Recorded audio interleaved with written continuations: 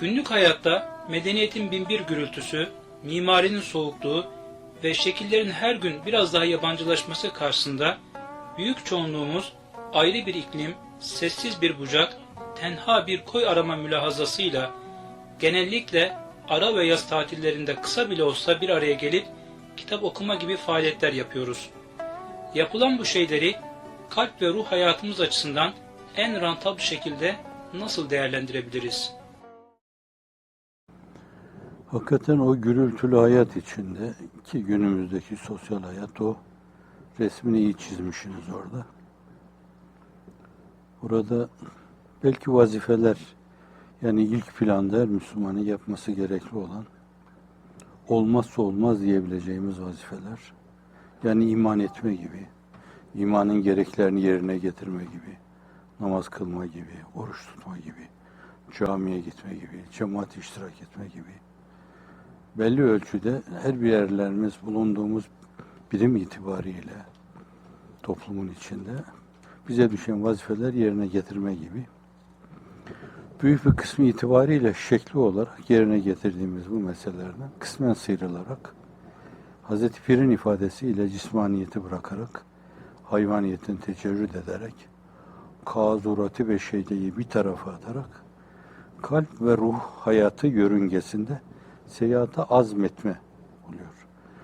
Şimdi hakikaten o olumsuz, negatif şeyleri düşünerek böyle pozitif, olumlu, gerçekten bizi evci kemali insaniyete çıkaracak, en azından insanlığımızı bize hissettirecek, öyle bir ufuk arayışı, öyle bir koy arayışı içinde o türlü şeyleri yapıyorsak, o azim, o cehd bile farz-ı eda ediyor gibi ibadet sayılır. Farz eda ediyor gibi. Ehli dünya, dünyaya ait mesaili daha rahat yürütme mevzuunda, razı etme mevzuunda yer yer gördüğünüz gibi siyasiler de bir araya geliyorlar, meseleleri müzakere ediyorlar. Temel tüzüklerinde olan meseleler orada bir kere daha gözden geçiriliyor. Konumumuz bizim, tüzüğün amir olduğu şeyler ve biz şimdi durduğumuz yer itibariyle neredeyiz falan. Kendileriyle bir yüzleşme işi yapıyorlar. Şimdi bu kendisini dini mübin İslam'a hizmete adamış, bu adanmışlar. Bunlardan mecburen toplum hayatı içinde bulunuyoruz. Mecburuz ona. Ve topluma bir şey öğretmek istiyorsak, onu bir yerden bir yere götürmeyi düşünüyorsak içinde olmamız lazım. Halvetilikle olmaz bu yani. O bir kaçmadır bir yönüyle. İnsanlığın iftihar tablosunun beyanıyla sallallahu aleyhi ve sellem toplumun içinde durup onlardan gelen eziyete katlanmak tecerrütten ve halvetten hayırlıdır buyuruyor. Onları el uzatmak, ellerinden tutmak, belli bir ufka yönlendirmek. Gerçekten öbür tarafa inanan, Allah'a inanan, aynı zamanda bu dünyanın akıbetine inanan insanlar bir ibre gibi herkese kıbleyi göstermeleri lazım. Kıble numa olmaları lazım. Kıble numa olabilmeleri de ancak toplumun içinde bulunmaya bağlı. Tecerrüt ederlerse olmaz. Bu açıdan temelde toplumun içinde bulunma gibi bir sorumluluğumuz var, bir vazifemiz var. Kaçarsak hatta şahsi kemalatımız adına bile olsa, şahsi füyüzatımız adına, şahsi hislerimiz, ihtisaslarımız adına bile olsa günaha girmiş oluruz zannediyorum. Burası mahalli içtihat bir şey. İçtihadımızı hata etmiş olabiliriz. Zannediyorum günaha girmiş oluruz. Çünkü cem-i nefir zamanı emri bil maruf, nehy anil münker gibi çok önemli bir vazife. O meselenin önemini kavrayanlara terettüp eden bir vazife.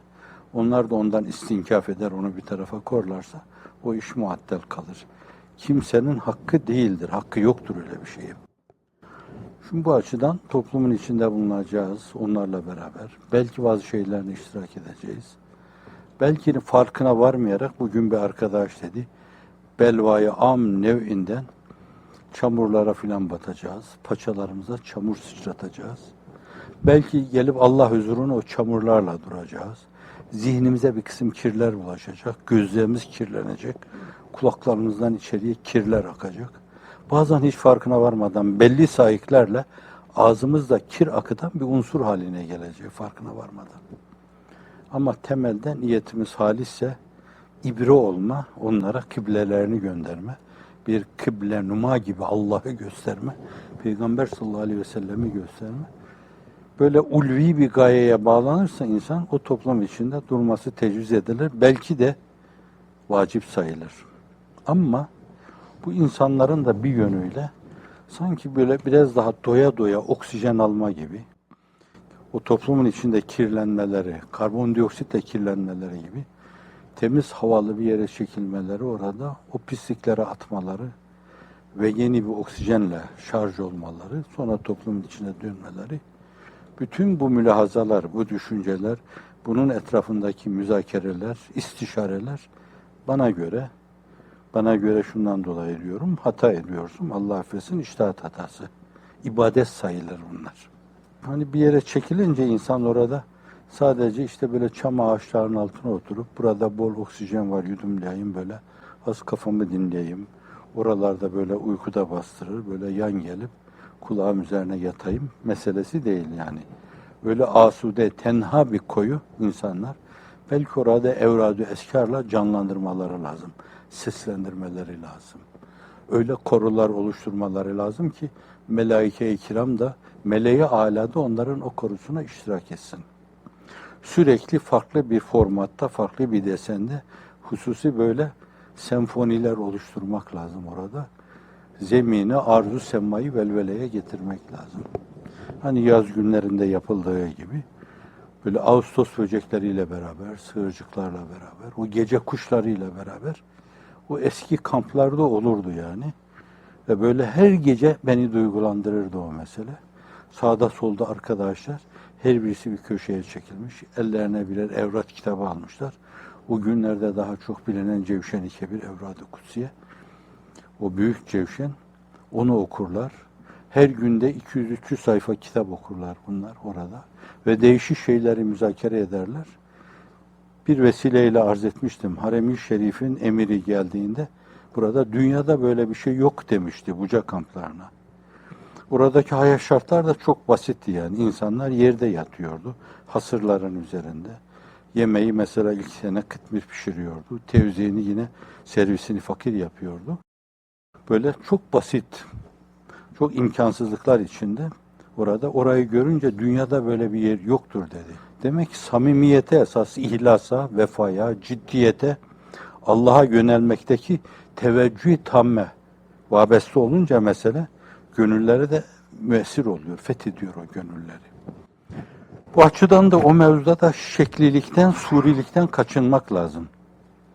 Yani bir taraftan orada yaptığımız hizmette kendimizle yüzleşerek kusurlarımızı görmemiz lazım. Kitapların bize emrettiği hususlar nelerdir? Bizim durduğumuz yer, yaptığımız işler nelerdir? Bunları bir kere daha karşılaştırmak lazım. Aradaki mesafeyi doldurmak lazım. Biraz ruhanilikle açılmak lazım. Hatta mümkünse her gece o insanlara 100 zekat burada yanımda duranlara demek geliyordu içimden. Acaba teklifi mala yutak mı olur? Onların yaşındayken, daha küçükken başkaları her gün 100 zekat namaz kılıyordu. 100 zekat namaz kılsınlar. O Cevşen-i Kebiri fakirin validesi gibi ben her gün onu baştan sona bitiriyorum dedi. Hacı Efendi bana başka okuyacak bir şey söyleyebilir misin dedi. Bir yönüyle de o mevzuda evradu eskara kilitlenme. Şunu yaparım, bunu yaparım. Ben şunu da ederim, müessir olurum, toplumu yönlendiririm. Bunları bırakarak Allah'a yönelmek lazım. Yürekten Allah'a yönelmek lazım. Mesavi duygusundan, düşüncesinden silinerek, mesavi fiilinden silinerek doğrudan doğruya garazsız, ivazsız Allah'a yönelmek. Şimdi oraları bu şekilde değerlendirmek lazım. Yani tecridi, muhakkat halveti bu istikamete değerlendirmek lazım. Bir haftalık bir dinlenme şeyi varsa orada bence, imkanı varsa orada külliyatı o insanlara okutmak lazım. Bir haftada okutmak lazım. Bir insan her gün 300 sayfa okuyabilir. Zannediyorum bir haftanın içine de çarpın öyle onu işte 7 kere 300'ünü yaparsa o kadar. Çok önemli bahisler okunmuş olur. 15 gün yaparsanız onu katlayın, çarpın onunla.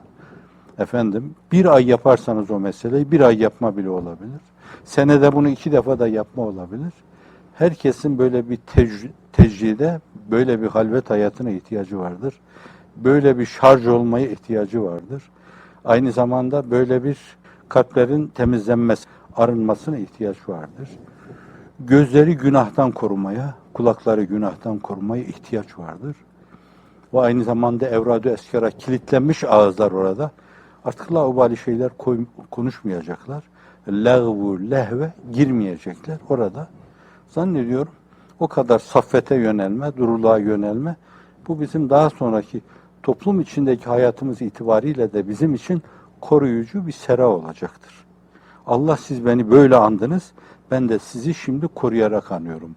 O ayetin tefsirinde zaten öyle deniyor. فَذْكُرُونِ اَذْكُرْكُمْ Siz beni ululuğumla, tesbihlerle yad edin beni. Tahmidlerle yad edin beni. Tekbirlerle yad edin beni. Ben de sizi çok sıkıştığınız anda, kritik durumlarla karşı karşıya kaldığınız zaman, problemlerle yüz yüze geldiğiniz zaman yad edeyim. İnayetle yad edeyim. Siz aczınızla, fakrınızla bana yönelin. Ben de gücümle, kuvvetimle sizi destekleyeyim. Bu şekilde manalar veriyor. Yani Allah'tan gelen şey nedir? Sizden giden şey nedir? Onları tefrik eder ki ölçüde adeta bir mukavele şeklinde, bir sözleşme şeklinde ki o sözleşmede Cenab-ı Hakk'ın bir yönüyle teveccühlerinde bir tecelli, dalga boyu sezilir. Yani Allah adeta seviyenize iniyor. Gelin kullarım, sizinle mukavele yapayım diyor, sözleşme yapayım diyor. Siz bana bunları yapın, ben de size bunları yapayım.